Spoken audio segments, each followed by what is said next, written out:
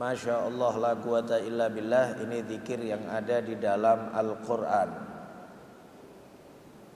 yang disebutkan kalau kita baca pada sesuatu, insya Allah sesuatu tersebut tidak akan terkena hal-hal yang tidak diinginkan.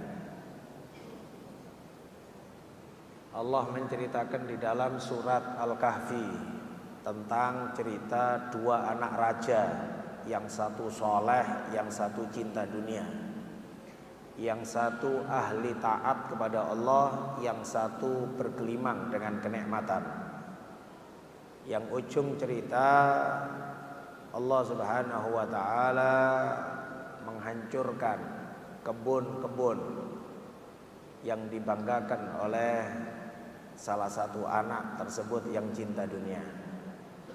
Kemudian di antara nasihat dari saudaranya yang soleh mengatakan, walaula idh dakhalta jannataka qulta masya Allah la quwwata illa billah.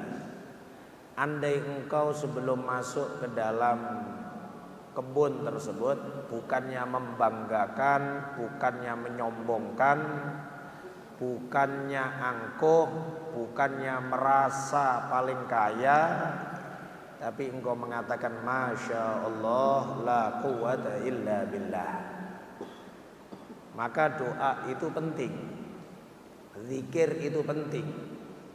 Zikirlah menjadi salah satu tanda cinta kepada Allah Subhanahu wa ta'ala, sehingga Allah selalu menyatakan alladzina yadhkurunallah fadhkuruni adzkurkum, dan lain sebagainya dari ayat-ayat Allah yang merintah kita banyak zikir. Terkhusus zikir yang ada di dalam Al-Quran atau zikir yang ada di dalam hadis-hadis Nabi. Inilah yang menjadi perhatian besar para ulama, sehingga lisan kita selalu basah dengan zikrullah.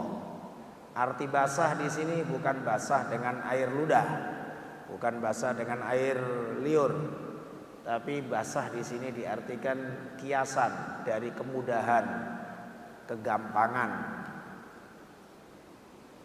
selesai, nyaman, enak. Tak ubahnya seperti tempat basah, nyaman, licin, untuk banyak zikir kepada Allah Subhanahu wa ta'ala. Masya Allah la quwwata illa billah. Semua barang yang sekiranya Anda khawatirnya, Anda bacain masya Allah la quwwata illa billah.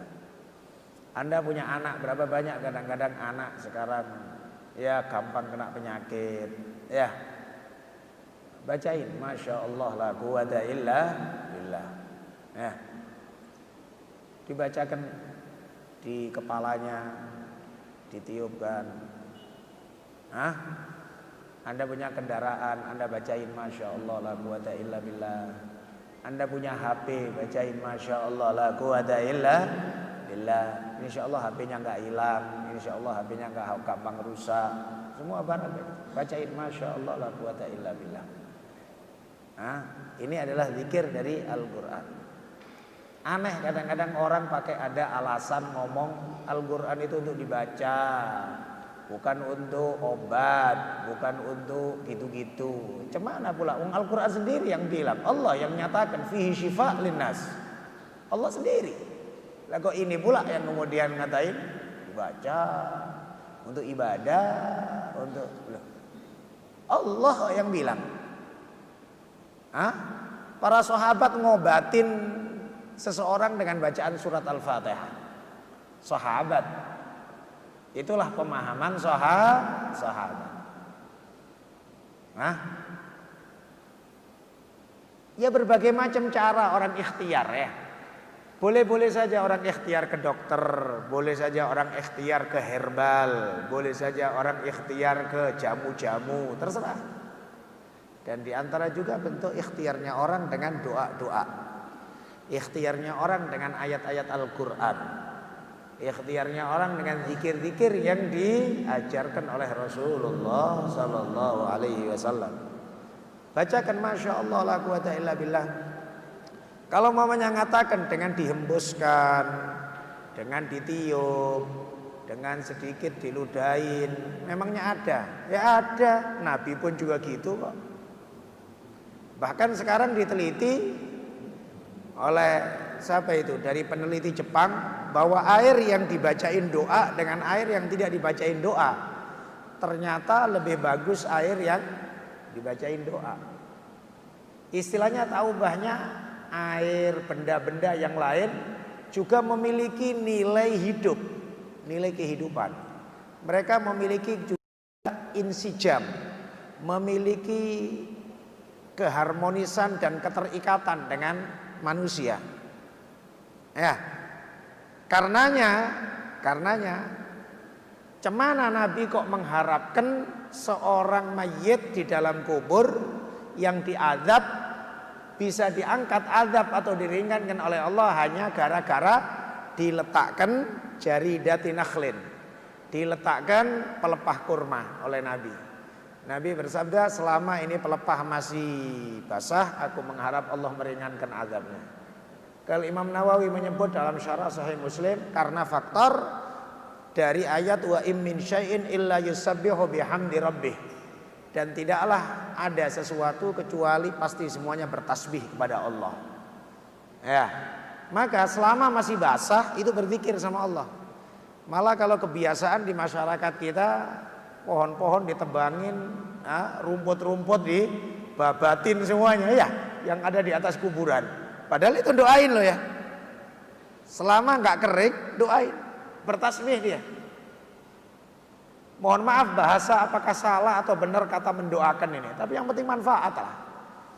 Bertasbihnya daun, bertasbihnya rumput bermanfaat. Dengan nas hadis Nabi, Nabi yang mengharap loh.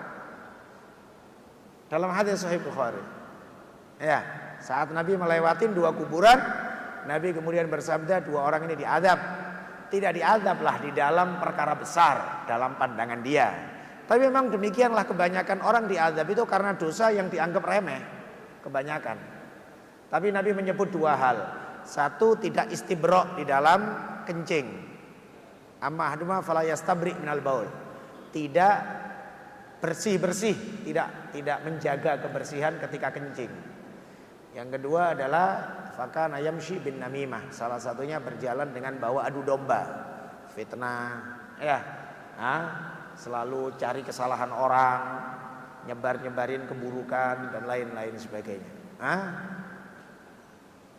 Ini tadi kita sampaikan, bacain barang-barang kita. Masya Allah, la quwata illa billah. Itu adalah zikir Qur'ani, zikir Qur'an.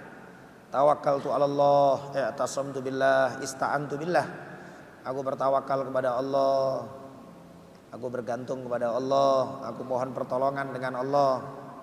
Aku pasrahkan semua urusanku kepada Allah, dan aku titipkan kepada Allah agamaku, diriku, kedua orang tuaku, saudara-saudaraku, orang-orang yang aku cintai, dan semua orang yang berbuat baik kepada aku, dan semua orang muslim, dan semua hal yang Allah berikan nikmat kepada aku dan kepada mereka dari perkara akhirat dan dunia. Fa innahu subhanahu idza studi'a syai'an hafidhah wa ni'mal hafidh. Sesungguhnya Allah kalau dititipi akan sesuatu, maka Allah Subhanahu wa taala akan menjaganya. Sesuatu yang dititipkan oleh Allah Subhanahu wa taala. Bahasa-bahasa semisal ini pun juga adalah bentuk bahasa kiasan. Arti menitipkan itu adalah memasrahkan. Kalau arti bahasa sesungguhnya menitipkan ya tidak pantas kepada Allah. Artinya semua barang miliknya Allahnya, bukan milik kitanya. Walillahi ma fis samawati wa ma fil ard. Kemudian nitipkan berarti bukan barangnya dia. Tapi kalimat menitipkan itu dipasrahkan kepada Allah. Ya, kita pasrah sama Allah, tawakal sama Allah dalam semua urusan. Ya, dalam semua urusan. Fasal pertama dari kitab Adhkar Nawawi berbicara tentang fil amri bil ikhlas wa husnin niyat fi jami'il a'mal ad-dhahirat wal khafiyat. Fasal pertama membahas tentang perintah ikhlas, baiknya niat dalam semua amal, baik amal jasmani atau amal batin, baik amal zahir atau amal batin, baik amal anggota tubuh atau amal hati, yang nampak atau yang samar, semua amal diniatkan husnun niat, niat yang baik dan juga ikhlas. Supaya Anda tahu ya gimana ulama-ulama dulu itu ya, kesolehan beliau-beliau, kealiman beliau-beliau, kewaraan beliau-beliau. Ngarang kitab itu pertama kali fasalnya urusan ikhlas, ngingetkan diri sendiri, ngaji, taklim, ceramah, tausiah, tabligh akbar sekalipun, nata diri pertama kali. Jangan dianggap kemudian orang kalau ceramah-ceramah pikirnya terkenal, terus dihormatin orang. Itu semua adalah fitnah, itu semua ujian, itu semua cobaan, mengganggu itu semuanya. Hakikatnya adalah yang terpenting amal kita diterima oleh Allah Subhanahu wa taala. Ya. Maka kalaupunlah umpamanya berbicara ramainya jamaah, tabligh akbar, nilai yang difikir itu adalah bukan ramainya, bukan banyaknya orang yang salaman sama dia. Yang difikir itu adalah nilai kemanfaatan. Yang difikir itu adalah senangnya Nabi untuk manfaat menyeluruh kepada banyak umat. Itu yang nilai difikir. Para ulama juga demikian, ngarang kitab kadang-kadang di muqaddimahnya dikasih semisal iklan, dikasih semisal bahasa-bahasa indah untuk menarik orang membaca kitabnya. Bukan kok kemudian untuk memulia-muliakan karangannya, tidak. Tapi kepingin karangannya itu manfaat, kepingin orang membaca, kepingin orang ngambil faedah. Maka sama juga demikian dalam semua amal. Tapi kalau yang kita pandang adalah orangnya, yang kita pandang adalah penghormatan orang, yang kita pikirkan adalah kenapa itu kok gak menyebut aku ustadz, kenapa orang itu gak menyebut aku kiai haji, kenapa orang itu kok kurang menyebut gelarku, kenapa orang itu kok gak menyebut gelar akademisi yang kusandang. Ini semuanya nafsu, ini semuanya. Apa sih arti embel-embel kemuliaan semu kayak gitu itu? Maka di sini ya ikhwan, pentingnya pertama kali amal adalah memandang ikhlas karena Allah. Seorang kawan pernah cerita bahwa di India ada seorang yang membangun masjid. Namun sebetulnya pembangunan masjid itu bukan dari duitnya dia, tapi ada seorang kaya raya di kota yang memberikan uang kepada dia, melalui dia untuk membangun masjid di kampung. Maka orang kampung tidak ngerti akan si orang kaya yang di kota itu tadi.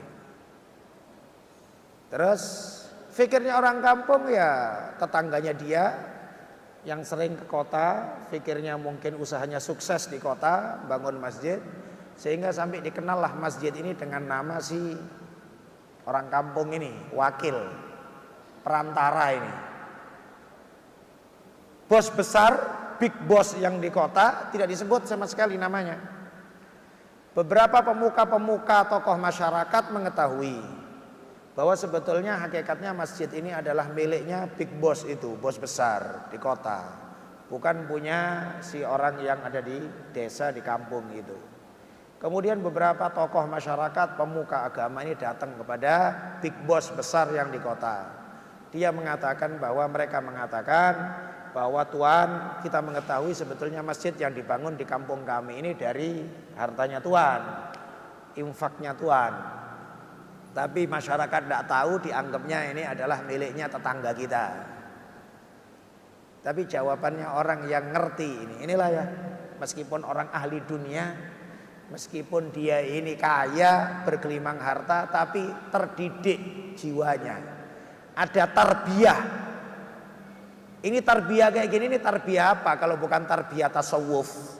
Apa namanya? Tarbiyah kalau bukan tarbiyah dari ulama sufi yang sekarang banyak dileceh-lecehkan dan direndah-rendahkan.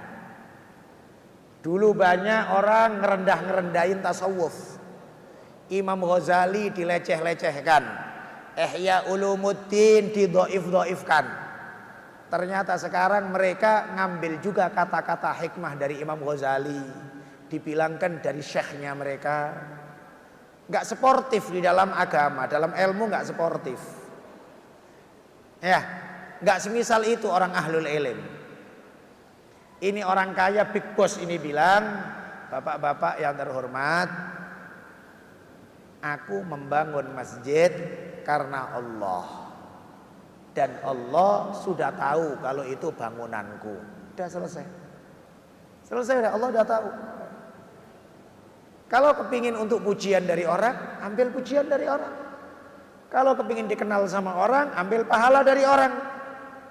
Tapi kalau ingin pahala dari Allah, kepingin ridho Allah, Allah udah tahu. Udah selesai masalah.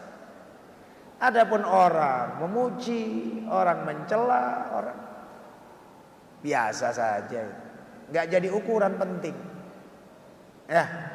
Ya memang perkara ini sulit, berat. Lebih mudah mengucapkan, betul. Tapi kita berusahalah semuanya. Sholat kita untuk Allah, ibadah kita untuk Allah. Dan mohon maaf, sampai seumur segini pun,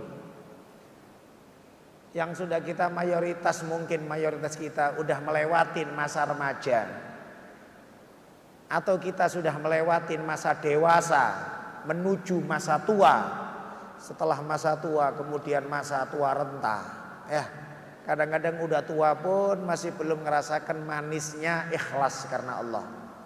Sholat ke masjid masih karena nggak enakan sama Pak Haji. Ikut wirid masih ndak enakan sama BKM. Mau sampai kapan? Umur sudah deket sama tua, umur sudah.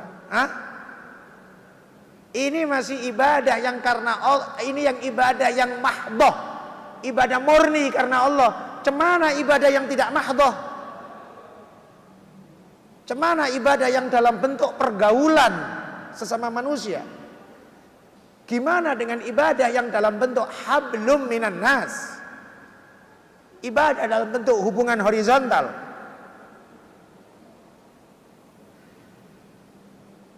Maka perlu untuk dibiasakan. Dan memang ini urusan hati ya. Urusan hati kita nggak mungkin bisa menilai orang lain, dan kita memang tidak dibolehkan untuk menilai orang lain. Kita nilai diri sendiri. Namun ya namanya pengajian, kita niat bareng-bareng untuk menyatukan pandangan. Kita niat bersama-sama untuk saling bantu-membantu secara batin. Tak ubahnya seperti doa bersama. Doa bersama itu adalah ittihadul wijhah, menyatukan pandangan. Doa sendiri-sendiri boleh, nggak ada yang ngelarang. Zikir sendiri-sendiri boleh, nggak ada yang ngelarang. Ya sama, kalau sholat sendiri-sendiri juga sah.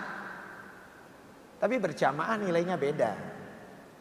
Bersama-sama nilainya beda. Apa nilainya? Kesatuan dan kesamaan pandangan kepada Allah. Ini adalah suatu hal yang sangat diridhoi oleh Allah Subhanahu wa taala. Menjadi sebab sholat kita diterima oleh Allah. Menjadi salah satu sebab doa kita diterima oleh Allah. Menjadi salah satu sebab zikir kita bersama-sama bukan sekedar diterima oleh Allah, bahkan dibanggakan di kalangan para malaikat. Tapi kalau zikir sendiri, kalimat dibanggakan berarti kan menunjukkan tambahnya ridho dari Allah Subhanahu wa taala. Tambahnya ridho. Anda zikir sendiri diridhoin oleh Allah, ridho Allah. Tapi kalau Anda zikir bersama-sama, Anda dibanggakan oleh Allah. berarti tambah ridho. Kita punya beberapa anak, ada anak yang kita banggakan, ada anak yang kita ceritakan ke orang, ada juga anak ya kita ridho sih, tapi jarang kita ceritain, gitu ya. Anggap biasa-biasa, gitu. Kan beda. Hanya gara-gara kebersamaan. Maka termasuklah kadang-kadang mohon maaf apa karena keterbiasaan atau karena memang sudah terkena virus-virus. Kalau selesai sholat itu mesti saat zikir alhamdulillah, subhanallah belum berdiri subhanallah. Alhamdulillah, Allahu Akbar baru berdiri. Kenapa? Kalau sekiranya ada hajat nggak ada masalah kita orang. Tapi kenapa kok banyak berdiri saat Allahu Akbar?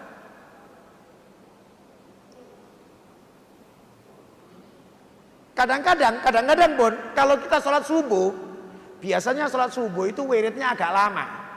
Saya kadang kalau sholat subuh itu biasanya saya baca wirid. Setelah seperti biasa Allahumma antas salam wa minkas salam, saya baca ayat kursi. Saya baca amanar rasulu bima unzila min rabbi wal mu'minun. Saya baca apa umumnya? Innad dina indallahil islam, qulillahumma malikal mulki, ya kan gitu ya. Sampai panjang, agak sepanjang dikit. Itu enggak berdiri.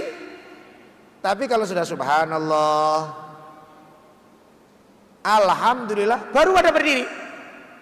Kenapa? Kok antipati kali sama dengan alhamdulillah dan Allahu Akbar? Karena takut doa bareng. Hah? Aneh. Maka ini tadi kita sampaikan ya. Kalau sekiranya ada hajat gak ada masalahnya. Tapi aneh kalau orang mengatakan doa bersama sesat. Doa bersama bid'ah. Zikir bersama tidak boleh. Loh.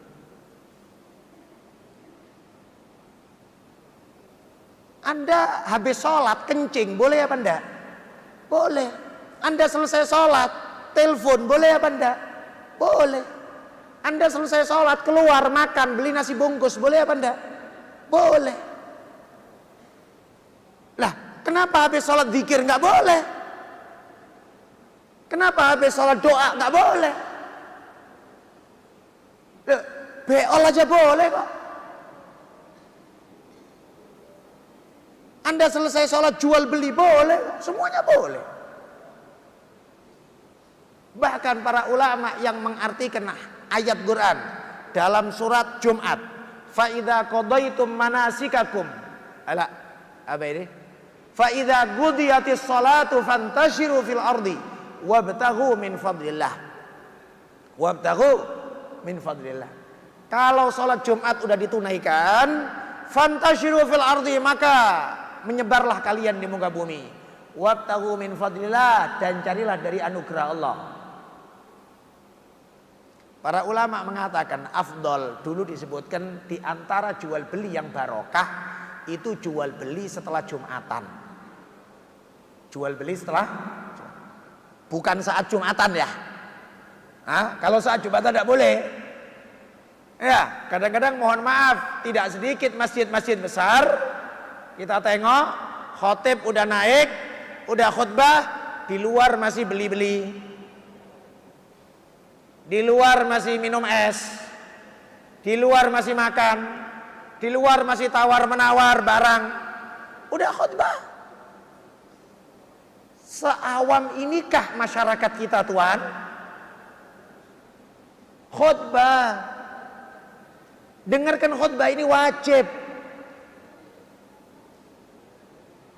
Wajib dengan nas Al-Quran, bukan pendapat ulama. Udah. Bahkan tidak jarang kita dapetin. Kita pernah lagi khutbah, depan kitanya 2 soft kedua itu bisa zikir, muter tasbih, geleng-geleng kepala pula. La ilaha illallah, la ilaha illallah. Ya Allah. Depan kita persis. Seawam itukah orang? Saya tidak merendahkan zikirnya, tapi nggak tepat waktu. Lagi khutbah Jumat baca buletin, ya salah. Lagi khutbah Jumat baca WA, ya salah. Itu semuanya menjadikan Jumatan lagho, sia-sia. Tadi kita sampaikan tentang jual beli sebelum Jumatan. Tapi setelah Jumatan itu jual beli yang barokah. Karena perintah Allah, wabtaghu min fadlillah, kalian cari anugerah Allah. Dulu menjadi kebiasaan dari orang-orang soleh, kalau pulang dari Jumatan selalu beli sesuatu untuk keluarganya. Beli buah, beli sayur, beli lauk, beli apa, pokoknya belilah meskipun sedikit dibawa ke keluarganya. Itu jual beli barokah. Nah, oleh sebab itu, ya kalau nanti pulang dari Jumatan beli-belilah itu ya, beli luar situ entah beli apa gitu ya, meskipun sedikit beli. Itu pembelian berkah, perintah Allah, melaksanakan perintah Allah. Tapi para ulama juga bukan membatasi fadlillah, anugerah Allah itu dalam bentuk rezeki duit, rezeki materi, tapi juga rezeki batin. Tidak jarang kita dapetin di Hadramut setelah Jumatan mereka keluar dari Jumatan bukan pulang, tapi kumpul di satu tempat untuk berzikir. Semisal di Tarim, kota ilmu, kota ulama. Setelah Jumatan semuanya, setelah Jumatan itu lebih kurang jarak 100 meter ada rumahnya Al-Imam Al-Habib Abdullah bin Alwi Al-Haddad, Shahibur Ratib. Dan sudah menjadi kebiasaan setelah Jumatan kumpul di rumah tersebut untuk berzikir bersama-sama dengan kadar nggak lama-lama, paling 20 menit maksimal. 15 menit, 20 menit. Kemudian setelah itu yang mungkin sedekah air, es, nasi dan lain sebagainya, makanan dipersilahkan. Maka bercampur di situ semua kebaikan. Kebaikan zikir, kebaikan orang saling ngasih sedekah, kebaikan dan lain sebagainya. Yang kami maksud adalah jangan batasin anugerah Allah hanya dalam rezeki lahiriah. Jangan dibatasin dalam bentuk rezeki materi. Tapi zikir, doa, majelis ta'lim, ini juga adalah rezeki-rezeki besar dari Allah Subhanahu wa ta'ala. Udah, itu tadi kita sampaikan tentang masalah pentingnya kita perhatian kepada majami'ul khair, tempat-tempat keramaian yang baik, tempat-tempat berkumpulnya orang-orang baik, sehingga kita senang dengan perkumpulan-perkumpulan semisal itu. Dan pastinya semuanya untuk lebih diniatkan kepada ikhlas karena Allah Subhanahu wa taala. Qala Allah taala, Allah berfirman, "Wa ma umiru illa liya'budullaha mukhlishina lahud-din hunafa." Dan tidaklah mereka semuanya diperintah kecuali untuk beribadah kepada Allah. Liya'budullaha pakai fi'il mudhari', untuk selalu ibadah. Mereka tidak diperintah kecuali untuk selalu ibadah kepada Allah. Mukhlishina lahuddin, memurnikan, murni, mensucikan, lahu, untuk Allah, ad-dina, semua agama, semua urusan agama, murni untuk Allah. Bukan berarti ini kalau kita riya kemudian kita tidak beramal. Jangan, tetaplah beramal, tapi Anda mohon ampun sama Allah. Sebagian orang karena dia habis dengarkan pembahasan ikhlas, setelah dia mendengarkan pembahasan pentingnya memurnikan niat karena Allah, kalau ada niat tidak ikhlas nggak jadi beramal. Ini tipu daya setan. Mau sedekah nampaknya tidak ikhlas awak, nggak jadi. Mau baca Quran, ada orang, nanti tidak ikhlas lah pula, tidak jadi. Mau sholat sunnah, oh ada orang, nanti tidak ikhlas pula, tidak jadi lagi. Lah terus kapan kau ibadah kalau kayak gini caranya? Fahamilah, ulama-ulama yang ikhlas dulu juga pernah riya, tapi mereka mengobati diri mereka sampai mereka ikhlas. Dulu orang alim awalnya bodoh, kemudian belajar sampai menghilangkan kebodohan jadi alim. Dulu orang dermawan juga pernah pelit, namun dia berusaha mujahadah melawan hawa nafsunya sampai membiasakan diri infak sampai menjadi orang dermawan. Demikianlah juga orang ikhlas. Orang ikhlas dulu juga pernah riya. Orang yang ahli ibadah juga dulu orang yang males ibadah. Tidak langsung lahir langsung ahli ibadah. Ya, mesti ada proses semuanya. Maka kalau ada gesekan-gesekan hati untuk mengatakan tidak ikhlas, untuk mengatakan karena orang, ingin dipuji orang, ingin apa, tetap lakukan. Tapi dalam hati Anda mohon ampun sama Allah Subhanahu wa taala. Ya Allah, ini yang aku bisa ya Allah. Ya Allah, perbaiki hatiku ya Allah. Ya Allah, bersihkan hatiku ya Allah dari niat-niat buruk ya Allah. Tapi tetap beramal. Gitu ya. Tetap beramal. Kenapa? Kalau kita tidak beramal, kita berarti di ronde pertama udah kalah sama setan. Memang tujuannya setan untuk kita nggak beramal. Dan berapa banyak kadang orang-orang yang tidak mengerti ilmu, semisal itu, mau buat sesuatu di masjid, katanya, nanti nggak enak sama uak itu. Mau buat kegiatan sesuatu, nanti nggak cocok sama BKM yang sana. Kalau nunggu cocok-cocokan semua Pak, nggak jadi-jadi sampai kau mati nggak akan ada ya. Ya, maka semua kebaikan udahlah lakukan. Kita umur ini pendek kita ini, ya. Tapi insya Allah berkah, insya Allah. Hunafa'a wa yuqimus shalah wa yutuz zakata wa dzalika dinul qayyimah. Hunafa artinya condong kepada kebaikan, menjauh dari kebatilan. Sifatnya Nabi Ibrahim, hanifan muslima wa ma kana minal musyrikin. Arti hanif atau hunafa adalah senang kepada kebaikan. Senang sama kebaikan. Semua nilai baik, senang. Siapapun yang melakukan, siapapun yang melakukan. Jangan kemudian kadang kita terlalu disibukkan dengan masalah kelompokku bukan kelompokku, halakohku bukan halakohku, ya, organisasiku bukan organisasi. Gembiralah akan kebaikan, gembiralah akan amal soleh, siapapun yang berbuat. Itu diantara tanda sidqul mahabbah, kesungguhan cinta, semisal itu. Orang yang cinta kepada Allah, cinta zikir. Orang yang cinta zikir, cinta sama orang ahli zikir. Meskipun beda-beda thariqah. Aku thariqahnya ini, dia thariqahnya itu, tapi sama-sama ahli zikir, senang. Cinta ilmu, cinta ulama. Tidak harus ulama satu alma mater. Bukan ulama yang satu kelompok. Pokoknya semua ulama. Selama manfaat kita senang sama mereka. Semisal hari kemarin, Masya Allah, Jakarta penuh, full. Sampai mobil-mobil parkir di tol bandara.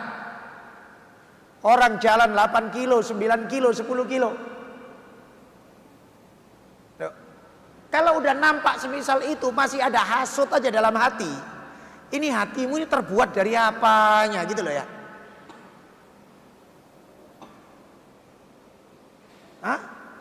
Bukan kelompokku.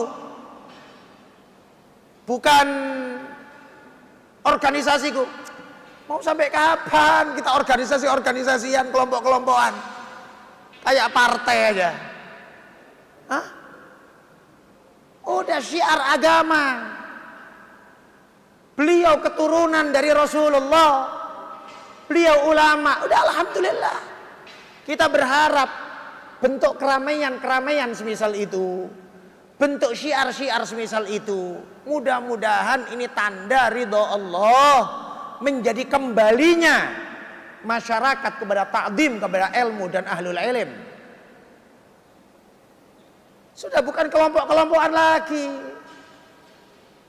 Mohon maaf, ya mungkin di Medan masih belum semisal itu. Di Medan masih sulit. Di kota kita masih nengok-nengokan. Oh itu bukan ustadku. Oh itu bukan majelisku. Oh lain bendera. Oh lain cara. Ya kalau masih terusan kayak gini mau sampai kapan?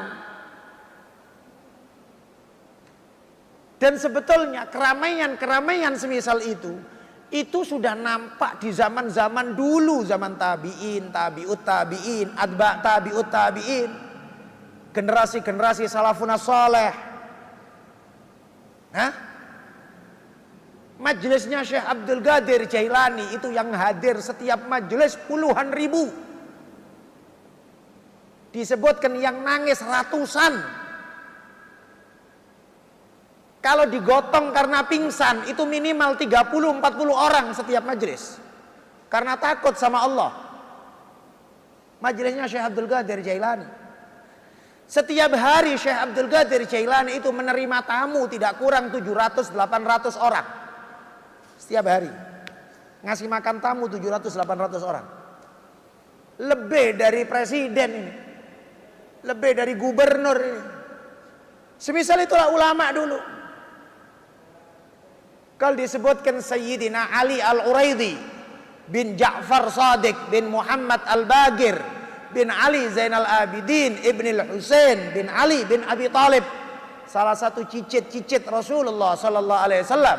Beliau Ali Al-Uraidi ini ada di kota Madinah, tapi saat masuk di Baghdad, disebutkan saat beliau masuk ke Baghdad disambut sama ulama-ulama dan orang-orang Baghdad. Semuanya keluar ke pintu gerbang kota menyambut datangnya cicit Rasulullah ke Baghdad. Dan kemudian ulama-ulamanya meminta beliau menyampaikan satu hadis. Syukran. Meminta untuk menyampaikan satu hadis. Disebutkan beliau kemudian membacakan satu hadis. Beliau mengatakan haddatsani Abi Ja'far Shadiq, memberikan hadis kepadaku ayahku Ja'far Shadiq. Qala, ayahku berkata, haddatsani Abi Muhammad Al-Bagir, memberitahu dan memberi hadis kepadaku ayahku Muhammad Al-Bagir. Qala, berkata Muhammad Al-Bagir, haddatsani Abi Ali Zainal Abidin, memberitahu kepadaku akan hadis ini ayahku Ali Zainal Abidin. Qala haddatsani abi Sayyidina Al-Husain Sayyid Syababi Ahlil Jannah, memberitahu kepadaku ayahku Sayyid Syababi Ahlil Jannah Sayyidina Al-Husain. Qala haddatsani abi Ali bin Abi Talib, memberitahu kepadaku akan hadis ini ayahku Ali bin Abi Talib Amirul Mukminin Ya'subul muslimin. Qala haddatsani Rasulullah sallallahu alaihi wasallam, berkata Ali bin Abi Thalib, memberitahu akanku hadis ini Rasulullah sallallahu alaihi wasallam. Qala haddatsani Jibril, Rasulullah sallallahu alaihi wasallam bersabda, memberitahu kepadaku malaikat Jibril. Qala haddatsani Mikail, berkata Jibril, memberitahu kepadaku malaikat Mikail. Qala haddatsani Rabbul Izzati wal Jalal, memberitahu kepadaku Tuhan yang Maha Agung dan Maha Tinggi, Maha Mulia. Qala, Allah berfirman, la ilaha illallah hisni, faman qala la ilaha illallah dakhala hisni, wa man dakhala hisni amina min adabi. La ilaha illallah adalah bentengku. Siapa yang mengucapkan la ilaha illallah, dia masuk dalam bentengku. Dan barang siapa yang masuk dalam bentengku, maka dia aman dari azabku. Para ulama menyebut yang menulis hadis ini ketika diceritakan oleh Sayyidina Ali Al-Uraidi, pada saat itu tidak kurang 40.000 pena yang nulis. Yang nulis 40.000 pena. Yang tidak nulis lebih banyak lagi mestinya. Yang kita sampaikan tadi, gimana dulu ulama-ulama zaman dulu menghormatin ulama-ulama besar. Datang disambut, datang dimuliakan. Kita ingin membiasakan kayak gini, bukan untuk rami-ramian, bukan untuk sombong-sombongan, tapi untuk syiar agama. Nah, ini kita kalau kota kita ada artis disambut di bandara, ada artis disambut sama aparatur negara. Ini ada ulama datang, tidak ada yang peduli. Ya, ada ulama datang biasa-biasa.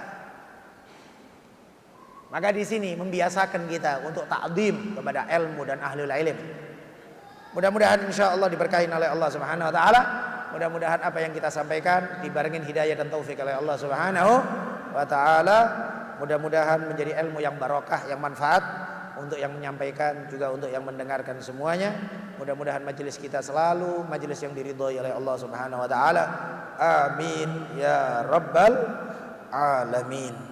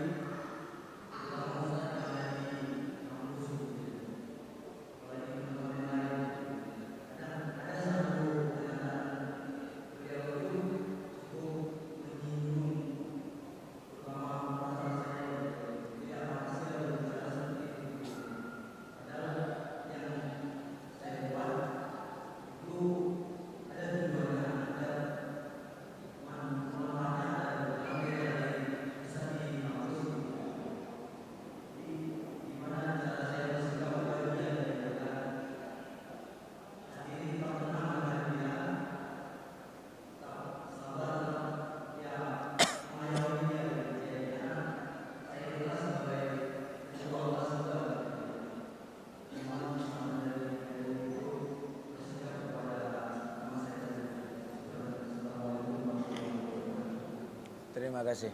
Ada yang lain?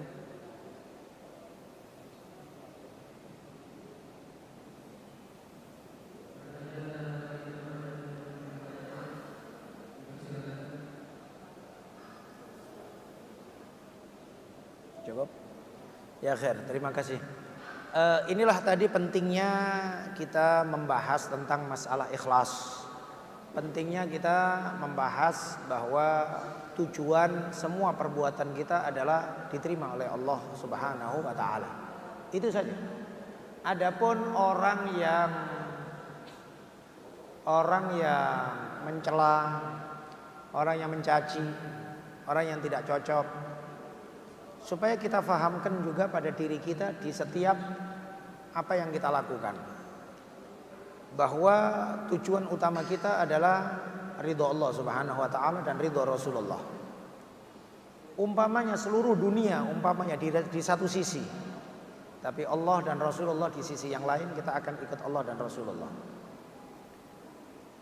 Orang yang ikhlas memiliki ketenangan batin yang luar biasa, sehingga dia tidak yatalafat, tidak menoleh-noleh akan omongan orang, pandangan orang, penilaian orang dan lain sebagainya. Dan diantaranya juga untuk menenangkan tasliyah kepada hati kita. Menenangkan hati kita adalah bagaimana dulu para ulama solehin dan apalagi baginda Nabi Muhammad SAW dalam berdakwahnya, gimana dicerca, gimana dicaci, gimana dilecehkan, gimana direndahkan dan lain sebagainya. Apakah itu kemudian menjadikan Rasulullah mundur atau kendor? Tidak. Rasulullah tetap berharap baik untuk semua orang. Sama juga demikian perilaku kita kepada orang yang tidak cocok sama kita. Sikap kita kepada orang-orang yang membenci kita. Kita berharap baik untuk semuanya. Bukan kok kemudian kita benci, dendam, atau bahkan sampai kemudian ngatain awas kau nanti ya di akhirat ya. Kayak kita sendiri yang selamat di akhirat.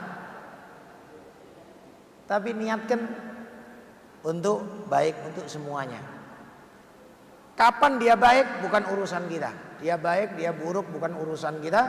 Dan kita tidak ditanya oleh Allah Subhanahu wa taala akan perilaku dan amalnya dia. Tapi ketika ada di dalam gejolak hati kita, iradah keinginan kita, kemudian atau sampai kita bersikap, itulah yang menjadi hisab untuk kita. In khairan fa khairan wa in syarran fa syarrun. Kalau baik ya dibalas oleh Allah baik, kalau buruk dibalas oleh Allah buruk. Maka enggak terlalu pusing dengan perilaku orang. Ya. Enggak terlalu pusing dengan perilaku orang. Dan memang semisal ini perlu untuk dipupuk di dalam hati dan juga dikuatkan. Karena tidak jarang kadang-kadang ngomongnya gampang, tapi ketika dihadapkan dengan masalah tersebut emosi kita orang. Emosional memuncak, marah dan lain sebagainya. Disinilah perlunya diantara garis besar untuk meluruskan sifat dan akhlak. Itu para ulama mengatakan diantaranya adalah satu, meyakini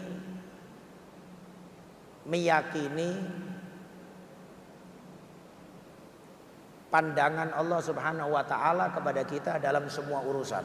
Kita dipandang oleh Allah, dilihat sama Allah. Satu. Dua, jangan tinggalkan doa-doa yang untuk meminimalkan dan merendahkan sifat emosional.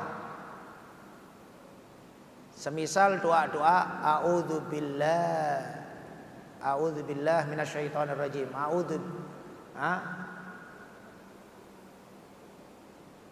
Semisal apa itu? Rabbi a'udzubika min hamazati syayatin wa a'udzubika rabbi durun. Rabbi a'udzubika min hamazati syayatin wa a'udzubika rabbi durun. Di antara juga doa untuk merendahkan emosional. Semisal umpamanya doa apa itu? Yang sebelumnya yang setelah akhirnya wa ajirna min mudillatil fitan ma dhahara minha wa ma batan. Ada doa itu apa itu? Allahumma, nah lupa kita orang yang baca itu. Doa untuk menekan emosional. Ya.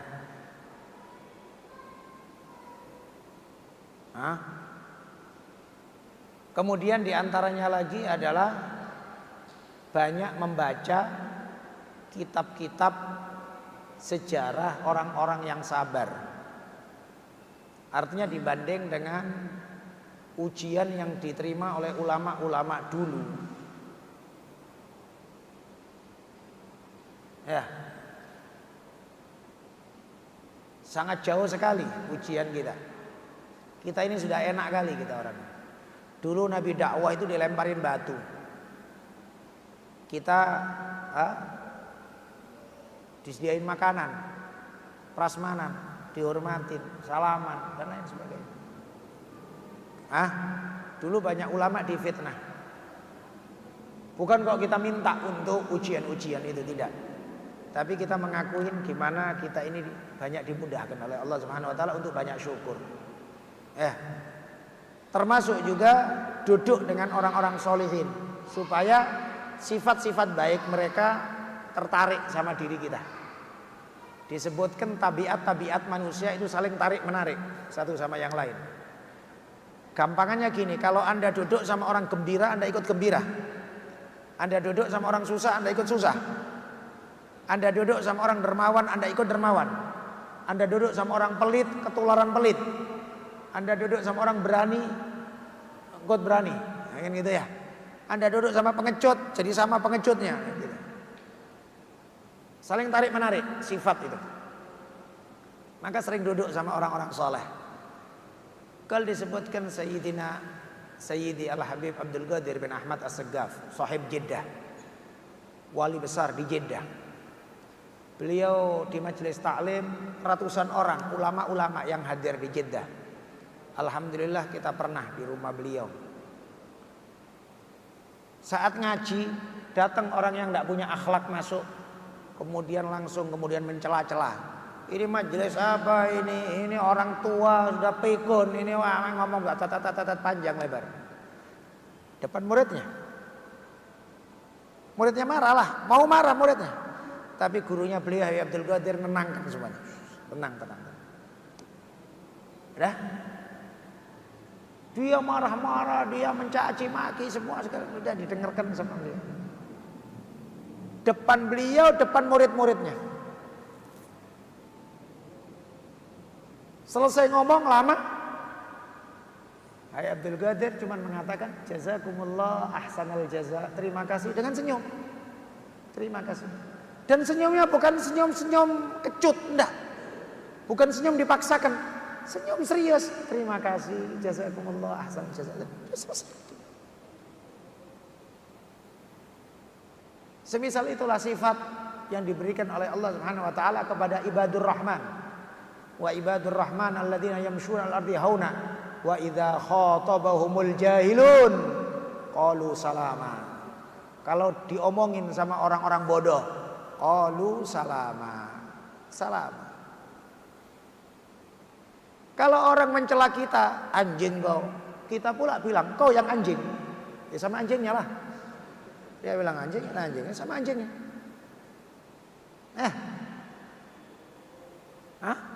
Ya udah, ya celah kita senyum aja lah. Idza nataqas safihu fala tujibuhu fa khairun min ijabatihi sukutu, katanya Imam Syafi'i. Kalau orang bodoh ngomong jangan dijawab. Lebih baik diam. Wallahu a'lam bissawab. Mudah-mudahan diberkahi oleh Allah Subhanahu wa taala. Bismillahirrahmanirrahim. Alhamdulillahirabbil alamin. Allahumma shalli wa sallim ala sayyidina Muhammad wa alihi washabihi ajma'in. Rabbana taqabbal minna innaka antas samiul alim wa tub alaina innaka antat tawwabur rahim. Allahumma anfa'na bima 'allamtana wa 'allimna alladhi yanfa'una. Allahumma zidna ilman nafi'a wa 'amalan salihan mutaqabbala wa rizqan wasi'an halalan thayyiban mubaraka. Allahumma la sahla illa ma ja'altahu sahla wa anta taj'alul hazna idza syi'ta sahla. Allahumma ij'alna mafatih lil khair maghaliq lisyarr. Allahumma ij'alna min anfa'il ummah lil ummah wa abrakil ummah 'alal ummah wa ashfaqil ummah bil ummah. Allahumma arham ummata sayyidina Muhammad. Allahumma ighfir ummata sayyidina Muhammad. Allahumma ansur ummata sayyidina Muhammad. Allahumma farrij an ummati sayyidina Muhammad bihaqqi sayyidina Muhammad wa ali sayyidina Muhammad. Ij'alna min khiyari ummati sayyidina Muhammad. Rabbana atina fid dunya hasanah fil akhirati hasanah wa qina adzabannar. Sallallahu alaihi wasallam ala sayyidina Muhammad wa alihi washabihi ajma'in. Walhamdulillahi rabbil alamin. Wal afu minkum. Wassalamu alaikum warahmatullahi wabarakatuh.